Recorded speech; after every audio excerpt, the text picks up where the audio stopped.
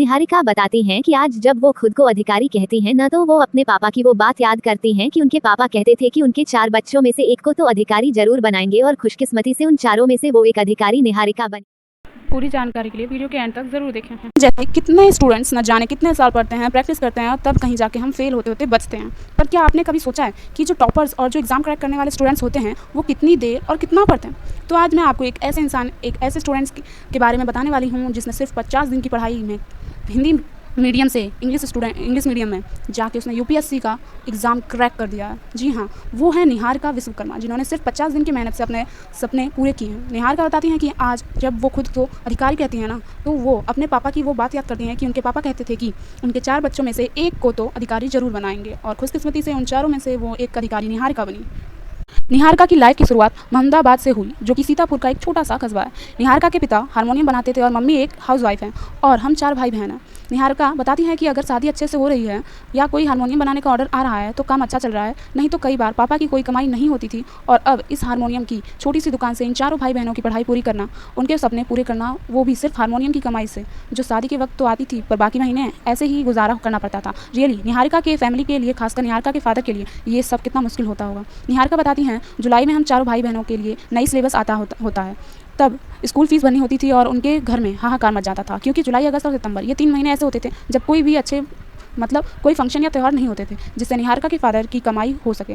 कैसे ना कैसे करके निहारिका के पापा सिलेबस का इंतजाम करते थे और सिलेबस में सिर्फ बुक्स ही रहती थी और कुछ नया जैसे बैग, कपड़े और भी चीज़ें नहीं होती थी। निहारिका ने 11th और 12th दोनों ही अपनी बड़ी बहन के कपड़े पहनकर की है, क्योंकि उन्हें पता था कि अभी उनके घर की कंडीशन ऐसी नहीं है कि वो उन सब चीज़ों को अफोर्ड कर सकें, उन्हें खरीद सकें। एक तो फाइनेंशियल प्रॉब्लम और ऊपर से लड़की का कलर डल था। निहारिका बताती हैं कि उन्हें अपनी लाइफ में सबसे ज़्यादा उनके कलर की वजह से पीछे खींचा जाता था, उन्हें छोटा समझा जाता था और उनका मजाक बनाया जाता था। निहारिका बताती हैं कि जो हमारी सोसाइटी है उसे गोरी लड़कियाँ पसंद हैं पर डल और सांवली लड़कियाँ नहीं पसंद है। उन्हें हमेशा दूसरों के मुकाबले कमज़ोर समझा जाता है। हमारी सोसाइटी इस तरह के डिज़ाइन है कि अगर आपका कलर अच्छा नहीं है तो आप कितने भी अच्छे क्यों ना हो, आपकी कोई वैल्यू नहीं है इस सोसाइटी में। आपका होना ना होना सब बराबर है, खासकर अगर वो एक लड़की हो। इंडियन सोसाइटी में एक लड़की का सुंदर होना उसके कलर से देखा जाता है और ये चीज़ें निहारिका ने बहुत अच्छे से झेली हैं। निहारिका ने अपना 10th PCM से की है और निहारिका पढ़ने में बहुत बहुत ज़्यादा अच्छी थी और हैं, पर विषय को चुनने में सबसे एक ना एक बार गलती हो जाती है। ऐसी ही गलती जो कि विषय चुनने में निहारिका से हो गई थी। निहारिका बताती हैं कि उन्होंने साइंस और मैथ को छोड़कर ह्यूमैनिटीज़ सब्जेक्ट चुना 11th में। अब ह्यूमैनिटीज़ को चुनना बहुत डिफिकल्ट टास्क था निहारिका के लिए, क्योंकि हमारी सोसाइटी में कहा जाता है कि जो बच्चा पढ़ने में बहुत अच्छा होता है वो साइंस लेता है और जो थोड़ा कमज़ोर होता है वो कॉमर्स, और जो पढ़ने में बहुत ज़्यादा कमज़ोर होता है वो आर्ट्स लेते हैं। तो इसलिए ह्यूमैनिटीज़ को अपना सब्जेक्ट चुनना निहारिका के लिए बहुत डिफिकल्ट टास्क था। 11th और 12th को करके वहाँ भी निहारिका ने टॉप किया था और 12th पास करके निहारिका ने अपने सपने की तरफ आगे बढ़ने के लिए, अपने सपने पूरे करने के लिए कॉलेज मोहम्मदाबाद डिग्री कॉलेज में ही एडमिशन लिया। निहारिका बताती हैं कि एडमिशन के टाइम वो सोच नहीं रही थी कि अब शायद उनकी लाइफ में चेंज हो जाएगी, कुछ चेंजमेंट उनके लाइफ में आएगी, अब शायद उन्हें लाइफ में आगे बढ़ने का मौका मिलेगा। निहारिका कॉलेज जाने की तैयारी कर रही थी और उस दिन काउंसलिंग का दिन था और यही वो दिन था जिसने निहारिका और उनकी फैमिली की पूरी ज़िंदगी बदल दी, या ये कहें कि निहारिका की फैमिली की ज़िंदगी बर्बाद कर दी। निहारिका के घर में बहुत भयानक पुलिस केस कर दिया था किसी ने, इतना बुरा पुलिस केस कि निहारिका और उनके परिवार को तुरंत घर छोड़ना पड़ा और लगभग 3 महीने तक अपने घर की देख ही नहीं पाए वो लोग। उन 3 महीने निहारिका ने अपने परिवार को बहुत बर्बाद होते देखा। जो सपने उन्होंने देखे थे वो तो जैसे कहीं खो गया, मानो तो कहीं ख़त्म हो गए। पर कहते हैं ना कि जिसने किसी का बुरा नहीं किया उसका भगवान कभी बुरा नहीं चाहेगा। और तभी एक PCS ऑफिसर ने निहारिका और निहारिका के परिवार की बहुत बहुत बड़ी मदद की और उनका कोई तिरस्कार नहीं किया, उन्हें बेइज्जत नहीं किया और उन्हें निहारिका के पापा को लगा कि उस समय निहारिका के पापा को लगा कि हाँ, उनके घर में भी अगर कोई सरकारी अधिकारी होता तो आज उन्हें ये दिन नहीं देखना पड़ता। पापा की इस बात से इंस्पायर होकर निहारिका ने भी ठान लिया कि अब वो अपनी जी जान लगा देंगी और एक अधिकारी बनने के लिए, और जैसे तैसे करके अपने दोस्तों की मदद से निहारिका का BA में एडमिशन हुआ। यही वो समय था जब निहारिका दूसरों के सामने खुद को प्रूव कर सकती थी और उन्होंने किया भी। निहारिका ने कॉलेज के सभी प्रोग्राम में हिस्सा लेना शुरू कर दिया था, अपने कॉलेज लाइफ को जीना शुरू कर दिया था। निहारिका ने NCC में एडमिशन ले लिया और वो उसमें बहुत अच्छी कैंडिडेट रही और निहारिका ने जैसा सोचा था वैसा ही हुआ। अब वो उन विद्यार्थियों में आ गई थी जिन्हें पूरा कॉलेज और सभी अध्यापक पसंद करते थे। निहारिका उस समय बहुत पॉपुलर हो गई थी, पर ये हमारी सोसाइटी आगे बढ़ने वालों को किसी न किसी कारण पीछे खींच ही लगती है। पर निहारिका सभी चीज़ में अच्छी थी, पढ़ाई, खेल कूद और काफ़ी सारी चीज़ों में, इसलिए लोग उनके रंग का मजाक उड़ाते थे। लोग कहते थे कि क्या तुमने कभी अपनी शक्ल देखी है आईने में, तुम कैसी दिखती हो, तुमसे तो कोई शादी करना तो दूर, तुमसे कोई बात तक नहीं करना चाहेगा तुम्हारे इस काले रंग की वजह से। पर इन सब सवालों के जवाब निहारिका ने लड़ाई या बातों से नहीं बल्कि अपनी पढ़ाई से दिए थे। उन्होंने अपने मन को शांत रखा और ऐसा जवाब शांत होकर दिया कि कोई उसके मुकाबले कुछ नहीं कह पाता था। निहारिका बताती हैं कि वो सिर्फ किसी कॉलेज या किसी स्कूल की बात नहीं कर रही हैं। समय कैसा भी हो, अगर आपके पास नॉलेज, पढ़ाई जैसे हथियार हैं तो आपको किसी हथियार की कोई ज़रूरत नहीं है। निहारिका ने बहुत अच्छे मार्क्स से BA पास किया और अपना ग्रेजुएशन कंप्लीट किया। फिर निहारिका ने भूगोल द्वारा मास्टर्स के लिए अप्लाई किया। निहारिका का लखनऊ यूनिवर्सिटीज़ में एडमिशन हो गया। अब यहाँ और वहाँ में ज़मीन आसमान का फ़र्क था। निहारिका का टाउन एक तालाब की तरह था उसे लखनऊ यूनिवर्सिटी के सामने, और यहाँ तक उन्हें पता चला, उन्हें समझ में आया कि पढ़ाई ही सिर्फ आपका हथियार नहीं बन सकती। लाइफ में आगे बढ़ने के लिए पढ़ाई के साथ साथ आप दूसरे चीज़ों में भी अच्छे होने चाहिए और आपके अंदर कुछ खास पर्सनैलिटी होनी चाहिए दूसरों के मुकाबले। इन सभी सिचुएशन में एक अच्छी बात ये थी कि निहारिका की बड़ी बहन की जॉब लग गई थी। उन्होंने बैंक का जॉब ज्वाइन किया था और वो निहारिका की फैमिली में पहली मेंबर थी जिन्हें गवर्नमेंट जॉब मिली थी। फिर धीरे धीरे निहारिका के ब्लैक कलर को लेकर जो टांटिंग थी वो और बढ़ गई थी। उनके कॉलेज में लड़कियां उन्हें कहती थी कि क्या तुमने कभी खुद की शक्ल आईने में देखी है, क्या तुम आईब्रोज नहीं बनवाती हो। निहारिका के लिए ये सबसे मुश्किल वक्त था जब उन्हें दूसरों के कदम से कदम मिलाकर आगे बढ़ना था, पर ये सब निहारिका के लिए मुश्किल था। आज हमारे बीच में भी न जाने कितने लोग होंगे जो किसी का रंग देखकर उन्हें अच्छा या बुरा बताते होंगे। उन्हें सिर्फ लड़कियां ही नहीं, सब कुछ टीचर्स भी होते हैं जो दुनिया को तो शिक्षा देते हैं पर शायद खुद लेना भूल जाते हैं। निहारिका बताती हैं कि एक बार ज्योग्राफी की क्लास में टीचर के सवाल पूछने पर जब निहारिका ने जवाब देने के लिए हाथ उठाया तो टीचर ने ये कह के निहारिका को बैठा दिया कि तुम इंग्लिश मीडियम की नहीं लगती, इसलिए कोई और जवाब दे। और तब निहारिका को पता चला कि आप एजुकेटेड हो इसका पता आपके रंग और शक्ल से पता चलता है। और इन सब से बच के निकलने के लिए मैंने पढ़ाई पर फोकस किया और उस टाइम में हिंदी मीडियम की टॉप, और तब निहारिका नहीं रही और सभी लड़कियां उनके बारे में बात करने लगी थी कि हाँ, निहारिका नाम की भी कोई लड़की हमारे कॉलेज में है। और ऐसे करके निहारिका ने अपना मास्टर्स कंप्लीट किया और मास्टर कंप्लीट करने के बाद निहारिका ने नेट का एग्ज़ाम दिया और उसके बाद निहारिका सिविल सर्विस के लिए कोचिंग अप्लाई किया क्योंकि निहारिका को अपना सपना पूरा करना था। और उस टाइम निहारिका को यह नहीं पता था कि आप सिर्फ कोई भी कॉलेज या ग्रेजुएशन के बाद आप सिविल सर्विस की तैयारी कर सकते हैं। और उस समय भी निहारिका के पास एक कीपैड फ़ोन था। निहारिका के पास मास्टर कंप्लीट करने तक उनके पास टच का फ़ोन नहीं था, उनके पास एक सिंपल कीपैड फ़ोन था। और कोचिंग ज्वाइन करने के बाद भी निहारिका कुछ खास कोचिंग से जुड़ नहीं पाई और 2-3 महीने बाद निहारिका ने वह कोचिंग छोड़ दी और घर में खुद से तैयारी करने लग गई। किताबों के साथ पढ़कर खुद से सर्च करके उन्होंने तैयारी की। 2017 में बहुत मेहनत करने के बाद निहारिका प्रीलिम्स क्लियर हुआ और निहारिका बहुत खुश हुई कि यहाँ उन्होंने एग्ज़ाम क्लियर कर लिया और प्रीलिम्स 2017 का रिजल्ट 2018 में आने वाला था। और निहारिका के साथ एक और फिजिकल ड्रामा हो चुका था, उन्हें PCOD हो गया था और इस कारण निहारिका को लगभग 3 से 4 महीने लगातार ब्लीडिंग होती रही और साथ ही साथ निहारिका को जॉन्डिस और न जाने कौन कौन सी बीमारियां एक साथ हो गई थी, जिसके कारण निहारिका का शरीर पूरा टूट चुका था और उनके अंदर वह एनर्जी नहीं थी कि वह अब कुछ कर सकें। लेकिन उनका पढ़ने का जो जज्बा था, अंदर वो जो जुनून था, बीमारी होने के बावजूद उनके अंदर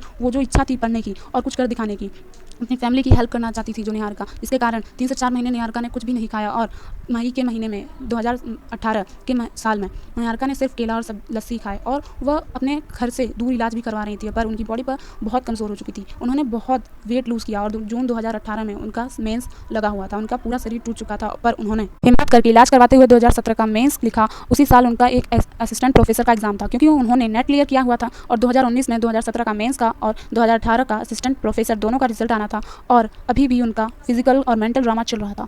यह कम से कम 2 साल तक चला और निहारिका इतनी नेगेटिव के समुद्र में डूब चुकी थी, मतलब वो एक नेगेटिव मूड में हो चुकी थी, मतलब उनके पास इतनी एनर्जी थी ही नहीं कि वह आगे कुछ कर पाएँ। और 2019 में भी उनके एग्ज़ाम का जो रिजल्ट आया उसमें भी वह नेगेटिव था, उनका रिजल्ट नेगेटिव था और इसी नेगेटिव रिजल्ट की वजह से उनकी कंडीशन और बिगड़ गई। वह नेगेटिव की तरफ बढ़ गई और भी ज़्यादा बढ़ गई और उन्होंने एक तरह से उम्मीद ही छोड़ दी थी कि अब वो कुछ कर पाएंगी। बैक टू बैक 3 साल तक नेगेटिव, एक भी रिजल्ट पॉजिटिव नहीं आया। और इन सब में निहारिका अपने उन दिनों को याद करती थी जब वो अपने मेहनत के दम पर रिजल्ट्स में टॉप करती थी और अच्छे मार्क्स लाकर अपनी लाइफ में आगे बढ़ती थी। जिनका हथियार ही उनकी पढ़ाई थी, जिन्होंने अपने कॉलेज में हिंदी मीडियम में टॉप किया था, इससे वह और नेगेटिव हो चुकी थी। वह हार चुकी थी अपनी लाइफ से और उनकी हेल्थ और बिगड़ती हुई देखी जा रही थी। वह बात पर रोने लगी और एक डिप्रेशन में चली गई। और 2019 में उनकी बड़ी बहन की शादी फिक्स हो गई थी जो उनका हमेशा सपोर्ट करती थी और अब उनके लिए सबसे बड़ा काम यही था कि अब वो अपने लिए नौकरी ढूंढें ताकि वह अपने खर्चे खुद उठा सकें। और 2020 में उन्हें कोचिंग में काम मिल भी गया और उन्होंने वहाँ पर अपना जॉब स्टार्ट कर दिया। पर उस कोचिंग में काम करने के बावजूद उनकी फाइनेंशियल कंडीशन ठीक नहीं हुई। उनके मन में बार बार यही आवाज़ आती थी कि अब वह कुछ नहीं कर पाएंगी, जो उन्होंने सपने देखे वो टूट गए और अब वो पुरानी निहारिका नहीं रही। और फिर उन्होंने वह जॉब छोड़ दी। जी हाँ, उन्होंने वह जॉब छोड़ दी। वह अपने घर वापस आ गई और अभी भी उनके पापा की वही हारमोनियम की दुकान थी और वह वही काम करते थे। और अप्रैल 2020 में उनके पापा की कंडीशन और ख़राब हो गई क्योंकि इस लॉकडाउन के चलते जो इंडिया का ऑर्गेनाइज सेक्टर है वह बिल्कुल कोलैप्स कर गया और निहारिका और उनकी फैमिली अनऑर्गेनाइज सेक्टर में ही आते हैं। और इसमें सबसे बड़ी प्रॉब्लम ये आई कि उनकी फैमिली के पड़ोसी ने झूठा इल्ज़ाम लगाकर निहारिका के पापा के ऊपर केस कर दिया, गलत तरीके से कंप्लेन कर दी। और तब उनके पापा ने कहा कि अगर आज उनके घर में कोई अधिकारी होता तो आज उन्हें ये दिन नहीं देखना पड़ता। और निहारिका के पापा जब खाना खाने घर पर आते तो निहारिका से सिर्फ यही कहते कि बेटा कुछ कर ले, अब तो कुछ कर ले, अब सब कुछ तेरे पर ही निर्भर है। और निहारिका कुछ नहीं कर पाती क्योंकि अभी भी उनकी मेंटल कंडीशन अच्छी नहीं थी। जब जुलाई में लॉकडाउन खत्म हुए तो निहारिका लखनऊ वापस आई और इस बार वो अपना मंजिल पक्का करके आई थी कि उन्हें अब कुछ करके दिखाना है। उनके पास पैसे नहीं थे, उनके एग्ज़ाम्स के रिजल्ट नेगेटिव आ रहे थे जो उन्हें नेगेटिव की तरफ धकेल रहा था। उन्होंने अपनी पढ़ाई कंटिन्यू रखी और सितंबर में उनके पास एक और प्रॉब्लम आ गई। उनके पापा की तबीयत बहुत ज़्यादा ख़राब हो गई थी सितंबर में। पापा सभी बेटियों के हीरो होते हैं और जिस आदमी को हमेशा खड़े देखो, मेहनत करते देखो, निहारिका ने उन्हें पहली बार इतना कमज़ोर देखा। उन्हें खोने का डर निहारिका को अंदर ही अंदर खाया जा रहा था। और तब निहारिका के मन में एक सवाल आ रहा था कि आज वो जो उनके पापा जो इस कंडीशन में हैं शायद उन्हीं की वजह से हैं। अगर आज वो सरकारी अधिकारी बन गई होती तो आज शायद उन्हें यह दिन नहीं देखना पड़ता जो उनके पापा के साथ हो रहा है। तो उन्होंने डिसाइड किया कि अब मैं एग्ज़ाम दूंगी और एग्ज़ाम क्लियर करके दिखाऊंगी। क्योंकि अगर वह अब कुछ नहीं कर पाई तो अगर उनके पापा को कुछ हो गया तो फिर कुछ करने का कोई फ़ायदा नहीं। अभी भी उनके पापा निहारिका को देखा करते थे और जब निहारिका पढ़ाई करती थी हॉस्पिटल में उनके पास बैठकर, और निहारिका के पापा ने अपने घर वापस जाते जाते हुए भी निहारिका से यही कहा कि बेटा प्लीज़ कुछ ना कुछ कर ले, अब तो कुछ कर ले ताकि हमारी ज़िंदगी थोड़ी बेहतर हो जाए और हमें बहुत उम्मीद है तुमसे। और तब निहारिका ने इसलिए बहुत मेहनत की और सितंबर के लास्ट तक जब उनके पापा चले गए थे उन्होंने काफ़ी अच्छी तैयारी कर ली थी। और फिर अक्टूबर में उनका प्रीलिम्स का एग्ज़ाम था जो उन्होंने दिया और नवंबर में उसका रिजल्ट आया जो कि पॉजिटिव निकला और उनका रिजल्ट काफ़ी अच्छा आया। और जिस टाइम पर लोग क्वालिफाई होने की खुशी मना रहे थे उस टाइम निहारिका अपने मेंस के एग्ज़ाम के लिए बहुत तगड़ी तरीके से मेहनत कर रही थी। निहारिका ने पूरी रात जाग करके स्ट्रैटेजी बनाई कि किस तरह वह अपने मेंस को क्लियर करेंगी और स्ट्रैटेजी बनाते हुए वह पूरी रात नहीं सोई। और जब वह सुबह उठी तो उनके मन में एक सवाल आया कि उन्होंने इतनी मेहनत की है लेकिन हिंदी मीडियम से होने की वजह से कुछ खास असर नहीं होगा लोगों पर। तो उन्होंने डिसाइड किया कि वह मेंस का एग्ज़ाम इंग्लिश मीडियम में देंगी। निहारिका ने अपनी पूरी ज़िंदगी में कभी भी इंग्लिश की बुक नहीं खरीदी थी। लेकिन सबसे बड़ी प्रॉब्लम ये थी कि निहारिका ने अपनी पूरी ज़िंदगी में कभी भी एक भी इंग्लिश की बुक नहीं खरीदी थी और वह पूरी तरह से हिंदी मीडियम की थी और साथ में उनको इंग्लिश मीडियम में एग्ज़ाम देना था तो उनको काफ़ी मेहनत करनी थी और एग्ज़ाम में अपने थॉट्स भी इंग्लिश में ही लिखने थे। लेकिन प्रॉब्लम यहाँ पर यह थी कि और उनको बिल्कुल इंग्लिश नहीं आती थी और सबसे बड़ी प्रॉब्लम उनके पास यह थी कि सिर्फ 50 दिन ही है उनके पास जिसमें उन्हें मेंस की तैयारी करनी थी और वो भी हिंदी नहीं इंग्लिश मीडियम में करनी थी। और 50 दिनों के बाद उनका पहला मेंस का एग्ज़ाम 21 जनवरी को लगा था। पर कहते हैं ना कि अगर आप किसी चीज़ को शिद्दत से चाहें तो पूरी कायनात उससे मिलाकर रहती है। अब उनके पास सिर्फ एक ही मंजिल थी कि उन्हें मेंस क्लियर करना है, मेंस को तोड़ना है, एग्ज़ाम करके दिखाना है। तब उन्होंने एक एक सेकंड अपनी ज़िंदगी का उन 50 दिनों का एक एक सेकंड अपनी पढ़ाई में लगा दिया। उन्होंने बहुत मेहनत की, रात भर पढ़ती थी और जब वह कोचिंग आती थी हेडफोन्स लगा लेती थी अपने और वीडियो देखती रहती थी रास्ते में। मतलब एक एक सेकंड उन्होंने अपनी पढ़ाई में यूज़ किया और काफ़ी अच्छे से जमकर उन्होंने मेंस की तैयारी की और उन्होंने लाइब्रेरी भी ज्वाइन की। और जब वह किचन में काम कर रही होती थी और वह हेडफोन लगा करके काम करते करते अपने लेक्चर सुनती थी, दुनिया में क्या हो रहा है, कौन क्या कर रहा है, किसने क्या किया है, और उससे उन्हें कोई फ़र्क नहीं पड़ा। वह सिर्फ अपने ही गोल पर ध्यान दे रही थी। जैसे अर्जुन ने चिड़िया की आँख पर ध्यान दिया था ठीक वैसे ही निहारिका उस समय अपने पढ़ाई पर ध्यान दे रही थी। उन्होंने एग्ज़ाम दिया और वो उसमें क्वालिफाई हो चुकी थी और 28 मार्च को होली थी और 2 अप्रैल को उनका इंटरव्यू था। निहारिका के पापा ने निहारिका को घर आने के लिए कहा भी, पर निहारिका ने कहा कि अगर वो आज एक दिन की होली के लिए वहाँ आ गई तो शायद वो इतने दिनों की मेहनत जो कर रही थी वो खो देंगी। उनके पापा ने उनकी बात समझी और अब निहारिका का जो मन था और वह पूरी तरीके से पॉजिटिव हो गया था और स्ट्रांग हो गया था कि वो अपना इंटरव्यू खुद अकेले देने चली गई। सिविल सर्विसेज का एग्ज़ाम था पर निहारिका को इतना सा भी डर नहीं लगा और उनका जो इंटरव्यू था वो चेयरमैन के बोर्ड पर था जो इतना खतरनाक था कि बता नहीं सकते। पर निहारिका बिल्कुल भी नहीं डरी। कहते हैं ना कि किसी चीज़ को पाने का जो पागलपन होता है वो डर को एकदम ख़त्म कर देता है। और उनका इंटरव्यू काफ़ी अच्छा गया था और फाइनली 12 अप्रैल को उनका रिजल्ट आया और वो क्वालिफाई हो चुकी थी। जिस दिन उनका रिजल्ट आया उस दिन भी वो बीमार थी। उन्हें फीवर था, 102 डिग्री बुखार था और उन्होंने अपना फ़ोन इस डर से कि रिज़ल्ट ख़राब ना हो, नेगेटिव ना हो, इस वजह से उन्होंने अपना फ़ोन स्विच ऑफ कर रखा था। फिर अगले दिन उन्होंने जब अपना फ़ोन ऑन किया और उस दिन उनकी दुनिया बदल चुकी थी। फ़ोन देखते ही जब उन्होंने ऑन किया सभी लोगों के मैसेज और कॉल्स थे कि निहारिका तुम डीएम बन चुकी हो, तुम एक अधिकारी बन चुकी हो। और निहारिका ने अपना रिजल्ट अपने पापा को बताया और उनके पापा ये बात सुनकर उनके पापा जैसे साथ में आसमान में उड़ने लगे थे। एक पापा के लिए इससे बड़ी बात क्या होगी कि उनकी बेटी ने उनका सपना पूरा कर दिखाया। हमें निहारिका से सीखना चाहिए कि आपको वो चीज़ मिल के रहती है जिसके लिए आपके अंदर जुनून हो, जिसको पाने की हिम्मत कभी ना खो पाओ। आपके अंदर उसे पाने की इच्छा होनी चाहिए। और मैं सबसे बड़ा एग्जाम्पल यहाँ पे दूंगी कि सजेशन दूंगी कि जो स्टूडेंट